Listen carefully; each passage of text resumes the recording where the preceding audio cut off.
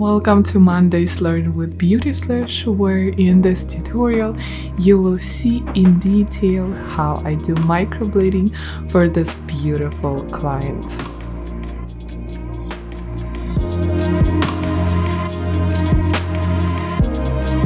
I want to give you a little bit of preview of the mapping process.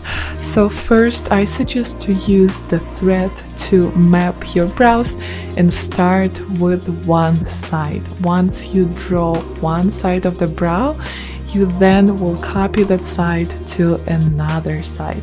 So what we did is we found the brow front, the arch, and the tail, and right now I will outline the brow.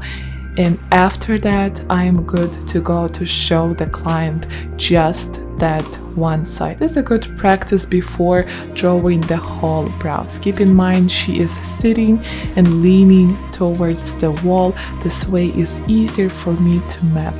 If you want to see a lot of videos on the mapping process, the theory behind it, and everything with support team, Facebook group dedicated to support you, I really recommend to join my mapping brow course, which will save you a lot of hassle and will make you a brow mapping pro.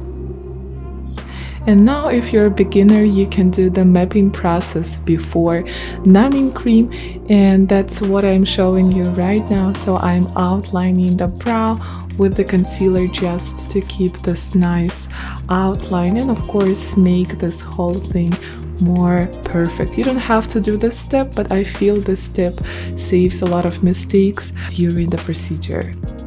Also, the tools you're using have to be specific for the brow mapping so that it is safe for the procedure, and also the shape will last you after the numbing cream and during the procedure. I'm using the surgical marker just to fix the shape, and you can see how lightly I press on the skin so it just lasts till the end of the procedure. Remember, you also would need to use the green soap to remove the surgical marker, otherwise it might last longer.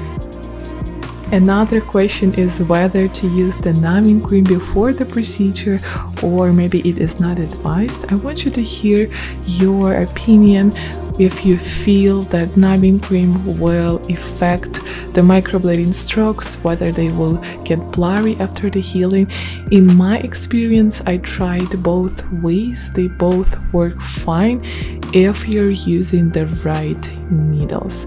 And I've tried to use the thicker needles and it just didn't work for me. So I want to showcase you my nano needles that I am truly in love with. It's so safe for the skin. It gets you the best healed result, and they are so sharp.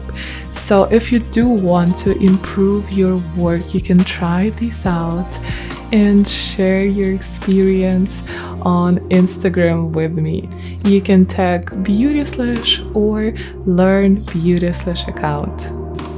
And now let's focus on microblading. So first step is to fix your outline, meaning your microblading should be around your brow shape, just so that after you erase everything, you already will have the outline. So that's what I'm doing right now for the tail. And then I will proceed to the front of the brow. So for the tail part, you can see that I am erasing everything, and I will put the pigment on top to soak, and then we'll come to the front. After I will finish with the front part, I will also rub the pigment inside and will proceed to another eyebrow. The reason why it is important to rub the pigment inside as soon as possible is because after a while the skin will close the gap and the pigment will not go inside.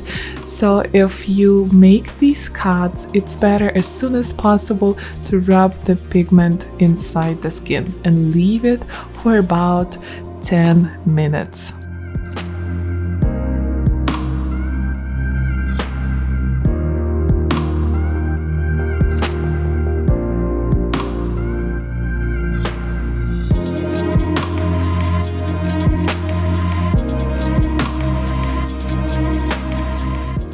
Now after the soaking, I'm going to do my second pat. You can see how gently I am doing the stroke over my old strokes. I'm not creating any new strokes. I'm just going to fill in more color in the strokes that I did. I haven't waited for the pigment to soak a long time. I think it was just 5 minutes this time because I thought maybe it's good to go over one more time just to fill in the pigment again and then to do the soaking of the pigment longer. If you have the questions about this part, please leave them under this video and I will be happy to explain more in detail.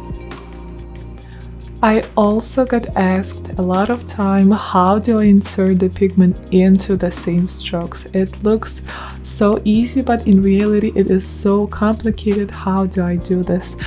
Well, it's not that complicated as you think. It's basically all about the training. I hope you remember my first works on my mom from my Instagram and you can compare the difference. All I did is I was practicing on latex, and the way you can practice is not only to do your first path, your first pattern, but go over the same pattern second or third time, just inserting the pigment into the same exact strokes on your latex. This will improve your work completely, and it's all about daily practice. I hope you found this video useful. I hope you have questions on this video, which you will leave under this YouTube video. And yes, I hope to see you on my next Monday's Learn with Beauty Slash.